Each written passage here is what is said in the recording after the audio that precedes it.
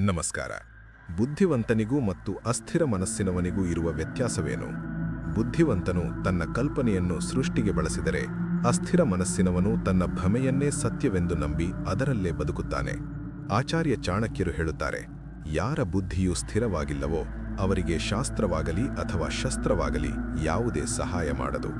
ಇಂದಿನ ಯುಗದಲ್ಲಿ ಇಂಥ ವ್ಯಕ್ತಿಗಳನ್ನು ಹೇಗೆ ಗುರುತಿಸಬೇಕು ಮತ್ತು ಅವರೊಂದಿಗೆ ಹೇಗೆ ವ್ಯವಹರಿಸಬೇಕು ಇಂದು ತಿಳಿಯೋಣ. 1. ಭ್ರಮೆಯ ಲೋಕ, ಲಿವಿಂಗ್ ಇನ್ ಹಲ್ಯೂಸಿನೇಷನ್. ಚಾಣಕ್ಯರ ಮೊದಲ ಪಾಠ, ವಾಸ್ತವವನ್ನು ಒಪ್ಪದವನು ಸೋಲಿಗೆ ಹತ್ತಿರವಿರುತ್ತಾನೆ.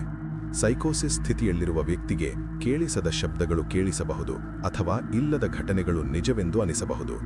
ಚಾಣಕ್ಯ ನೀತಿಯ ಪ್ರಕಾರ ಒಬ್ಬ ನಾಯಕನು ಸದಾ ಜಾಗರೂಕನಾಗಿರಬೇಕು. ನಿಮ್ಮ ಸುತ್ತಮುತ್ತ ಯಾರಾದರೂ ಇಲ್ಲದ ಸಂಚುಗಳ ಬಗ್ಗೆ ಅತಿಯಾಗಿ ಭಯಪಡುತ್ತಿದ್ದರೆ ಅಥವಾ ಅತಿಯಾದ ಭ್ರಮೆಯಲ್ಲಿ ಬದುಕುತ್ತಿದ್ದರೆ ಅವರು ಮಾನಸಿಕವಾಗಿ ಅಸ್ಥಿರರಾಗಿದ್ದಾರೆ ಎಂದರ್ಥ. ಇಂಥವರು ಭಾವನಾತ್ಮಕವಾಗಿ ಅನಿರೀಕ್ಷಿತವಾಗಿ ವರ್ತಿಸುತ್ತಾರೆ. 2.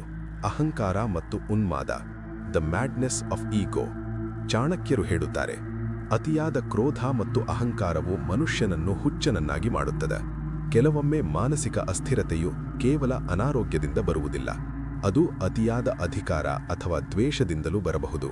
ತನ್ನನ್ನು ತಾನು ದೇವರೆಂದು ಭಾವಿಸುವುದು ಅಥವಾ ಜಗತ್ತೆಲ್ಲ ತನ್ನ ಶತ್ರು ಎಂದು ನಂಬುವುದು ಅಸ್ಥಿರ ಮನಸ್ಸಿನ ಲಕ್ಷಣ. ಚಾಣಕ್ಯನು ಅಲೆಕ್ಸಾಂಡರ್ನಂತಹ ಆಕ್ರಮಣಕಾರರ ಅಥವಾ ಧನನಂದನಂತಹ ಅಹಂಕಾರಿ ರಾಜರ ಮನಸ್ಥಿತಿಯನ್ನು ವಿಶ್ಲೇಷಿಸಿ ಅವರ ದೌರ್ಬಲ್ಯಗಳನ್ನು ಬಳಸಿಕೊಳ್ಳುತ್ತಿದ್ದನು. ಅಸ್ಥಿರ ಮನಸ್ಸಿನ ವ್ಯಕ್ತಿಗೆ ತರ್ಕ, ಲಾಜಿಕ್ ಅರ್ಥವಾಗುವುದಿಲ್ಲ. 3. ಚಾಣಕ್ಯ ತಂತ್ರ, ಹೇಗೆ ವ್ಯವಹರಿಸಬೇಕು, ಹೌ ಟು ಹ್ಯಾಂಡಲ್. ಚಾಣಕ್ಯನ ಪ್ರಕಾರ ಹುಚ್ಚನೊಂದಿಗೆ ವಾದ ಮಾಡುವುದು ನಿಮ್ಮ ಮೂರ್ಖತನವನ್ನು ತೋರಿಸುತ್ತದೆ.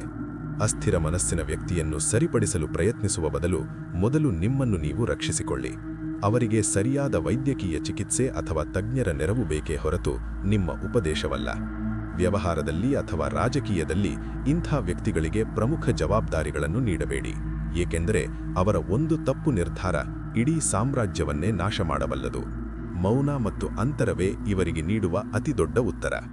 ಮನಸ್ಸು ನಿಮ್ಮ ಅತಿದೊಡ್ಡ ಮಿತ್ರ ಅಥವಾ ಅತಿದೊಡ್ಡ ಶತ್ರುವಾಗಬಲ್ಲದು. ನಿಮ್ಮ ಆಲೋಚನೆಗಳು ವಾಸ್ತವದ ಹಾದಿಯಲ್ಲಿರಲಿ. ನೀವು ಎಂದಾದರೂ ಅನಿರೀಕ್ಷಿತವಾಗಿ ವರ್ತಿಸುವ ವ್ಯಕ್ತಿಗಳನ್ನು ಎದುರಿಸಿದ್ದೀರಾ?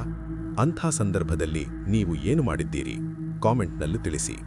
ಮಾನಸಿಕ ಅರಿವು ಮತ್ತು ಸ್ಪಷ್ಟತೆಯ ಅವಶ್ಯಕತೆ ಇರುವ ನಿಮ್ಮ ಗೆಳೆಯರಿಗೆ ಈ ವಿಡಿಯೋ ಶೇರ್ ಮಾಡಿ. ಸಬ್ಸ್ಕ್ರೈಬ್ ಆಗಲು ಮರೆಯಬೇಡಿ. ಸ್ಥಿರ ಬುದ್ಧಿಯಿಂದ ಬದುಕಿ.